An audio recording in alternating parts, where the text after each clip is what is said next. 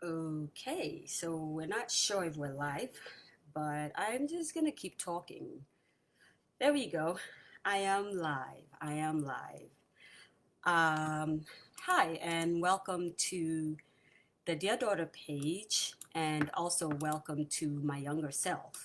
I am streaming this live from from the Dear Daughter page, and I'm going to be a little disoriented today because it's the first time, and I'm a bit frazzled and all that. But don't worry about it. We'll get the hang of it. Okay. I have a few things going on here, and I am trying very hard to. Excuse me for a moment. I am going to lower that. I'm going to have a few, whatchamacallit, a few housekeeping things going on. So do forgive me in advance. And yeah, we'll see how it goes. So this is the To My Younger Self project. This project is, first of all, let me put a preamble. Have you ever just thought to yourself, if I was a little younger, I would do A, B, C, and D. Or if I knew what I knew now, or if I knew what I know now, I would do A, B, C, and D. Have you ever thought about that? So this is how this project kind of came about. Excuse me, let me kind of, because you're doing a live show, you're kind of always looking and looking at your face and saying, "Oh, should I have put more makeup here or there?" But we're just gonna keep going. We're just gonna keep going. Lynn, it is so good to see you on here. Thank you so much for just hanging in here with me. Um, so this is to my younger self. Like I said, I will be babbling a lot today, and I apologize in advance because, again, I am kind of trying to get into the swing of things. And basically, they're stories. This is not a woe is me project. It is stories and experiences. It is stuff that I have learned over the years and how, if I knew those things back when I was much younger. For those of you who don't know, today is my birthday. Woohoo! I am all of 16 years old. So yeah. But if I knew what I know now, what would I have done differently? Would I change some things? Would I not make certain decisions? So on and so forth. So that is what this project is about, and that is what I am working with in this project. I'm trying to get my comment section, but it doesn't look like it's working. So hold on, give me a few minutes, and we'll take it from there. Well, I'm just gonna leave it. It looks like I can see some comments. I was trying to share something, but I can't.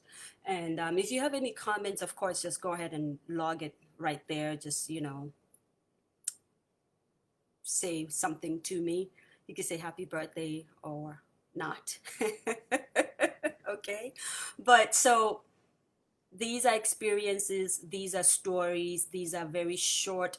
Today will be a little longer because it's the first time and I have a few housekeeping rules to put in place. But normally it would just be about 10 minutes, not too long. It would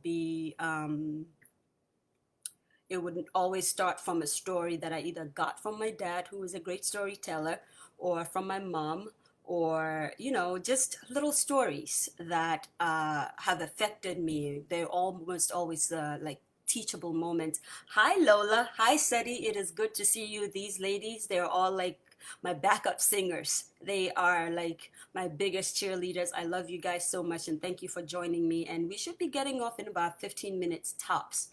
I wanted to say I promise, but you never know. It's me and I talk a lot. So we'll see. We'll see how that goes. But thank you. Welcome for joining us. Thank you for joining us and welcome to the Dear Daughter page and also welcome to My Younger Self, where we tell stories that affected us.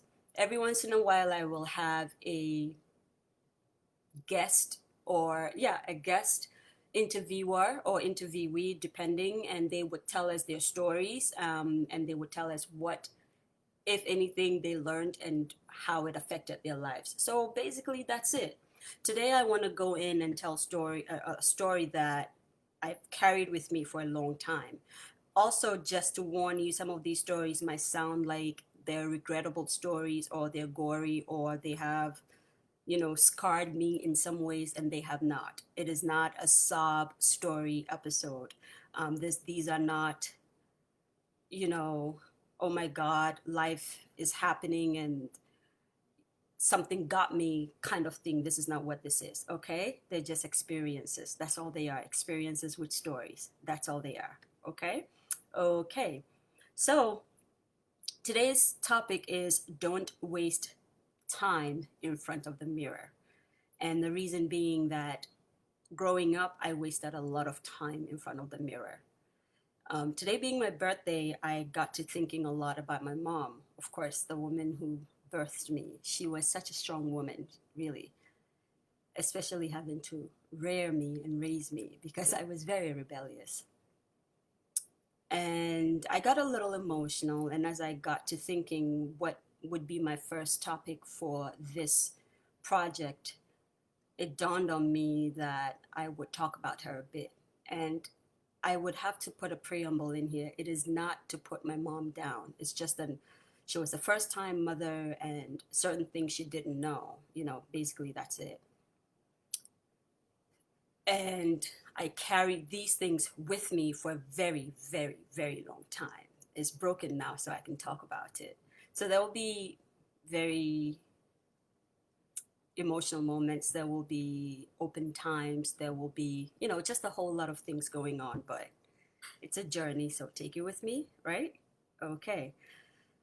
When my mom was a young lady, she was an apprentice. I don't know how to describe it here, but she was a hairdresser.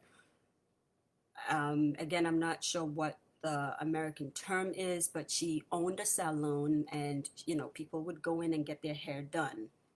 And in Ghana, the way it worked was that you would go and sign on with another person who already had their shop, and that person will train you so you become their apprentice, which means that you would be the person that goes into the shop early in the morning, clean up the place.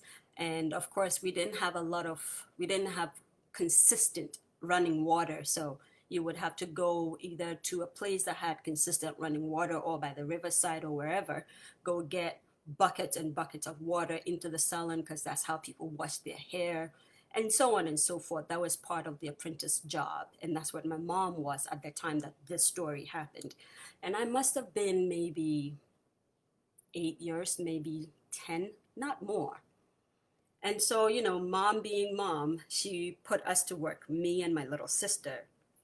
We would be the ones that would go and help her. Actually, my younger sister was maybe a little too young at the time to, lack of a better word, be the person that carried the water. And the way we did it back home, you carried the water, a big bucket of water, and you put it on your head, right? So, mom, definitely, I was old enough to carry a bucket of water. So I did. And I remember this particular day, the woman that was an apprentice to my mom, her name was Sister Abena. Back home, Abena is a person that's born on a Tuesday. I remember her very well because I carried the story with me for a very long time. So I was just getting into the salon with a bucket of water. Now, let me set the stage up for you. My sister, who is right after me, is one of the prettiest women you will ever meet. And at that time, she was very slender. And she had, hey, there she goes, Ralia. Hi, thank you for joining us. I was just sighing about you. But she was very slender. She had beautiful hair. She was born with hair all over her face, just beautiful. And of course, at that time, black wasn't as beautiful. Ralia had my mom's color. She was a little fair in complexion, and she was everything that I wasn't. I was dark, I was tomboyish and very skinny with very bad kinky hair and everything my mother was not. And Ralia was everything my mom was, just regal, absolutely regal. And I remember walking into the salon and Sister Abena asking my mom, and I'm going to say it in my local language and then I'm going to translate. She says to her, "Hey, Mary, adena obabaraka de oyetuntumsa," meaning, "Mary, why is your daughter Baraka so dark?" And again, I don't think mom did it with any maliciousness. I don't think she did it with intent to hurt or scar me for life. But she responds and says, "Oh, sorry, oh, your firstborn, me didn't you know." And translation, she's the first child. I used her to wash my stomach so the beautiful ones can come out. Well, basically, that's what she meant. Me didn't I think, beautiful ones are coming out, basically. And I don't know that my mom saw just how much that hit me, even at that age. I don't know that she thought that it was going to scar me for life, but it did. So I walked around my whole life not knowing or thinking I was a beautiful person or a beautiful woman for that matter. I never thought that a man would look at me and say, "Oh my God, you're beautiful." I never thought that. I never saw myself gorgeous or anything like that because my mom had set the stage with just a few words. Within a few seconds, she had, without knowing, destroyed my life. She had told me and everybody else that was in the salon that I wasn't beautiful, that I basically came into the world to set the stage for the beautiful ones to be born. And that really got me. That really got me. It got me good. I went to boarding school much younger than most people. I was probably 6 years old when I started boarding school. And because of what mom said, it made me think, that's why they sent you to boarding school. You're not as beautiful as the other ones. And let me tell you, when my brother came, he was handsome. And then when my other sister came, she was beautiful. Of course, I did not belong in that family. At least that's what my brain told me. So what I did was I read. I read a lot. I just imbibed reading. I read ferociously. I wanted to be the most intelligent person because if I couldn't be beautiful, if I couldn't be gorgeous and pretty, then I am intelligent. Because even at that young age, I knew that everybody was recognized for something. And if my sister was being recognized for being beautiful, then maybe I should be the smartest person in the room. And while that helped me, I spent so much time in front of the mirror. I was constantly picking at my face. I was constantly trying to get this tribal mark off of my face because I thought it didn't make me beautiful. I was consistently doing things. I went to the gym. I wanted to look my best. And I wasted so much time in front of the mirror. And it must have probably taken me an extra 20 years to get to the point where I realized I am beautiful. I am the most gorgeous person you will ever meet. But also, not that I would say that to myself. It was okay when someone said it. Not that I believed it. It took me a while to actually believe when other people told me I was beautiful. But for me to actually stand in the mirror for just 4 minutes and say that I'm not, no, not minutes, 4 seconds and say I am beautiful, that took me years. I never believed it when someone told me I was beautiful. I never believed it because my mom, without intention, did that to me. I guess my advice today is to tell mothers out there, be careful what you say to your children and about your children, even in jest, when you think they're not listening, when you think they're not around to hear you, anything that might be derogatory or demeaning, just be careful because it follows them in life. And it made me go into certain cliques in boarding school I had no business being a part of. It made me do certain things or give in to certain men that I had no business giving into because I wanted a little sliver of you're beautiful. Just if somebody else said it, you know? So on this birthday of mine, and as I debut this new project called To My Younger Self, that's what I wish I had known when I was younger. I wish I had known that I was beautiful when I was younger. I wish I had not heard my mom say that I had come into the world to wash her stomach so other people could be beautiful as they came along. And I wish I had not spent so much time in front of the mirror just trying to define myself with the beauty that the world defines other people. Um, so, yeah, okay, that's it. Pretty much, this is it. And I am actually still working out the kinks as to how I am going to be doing it. Is it every morning?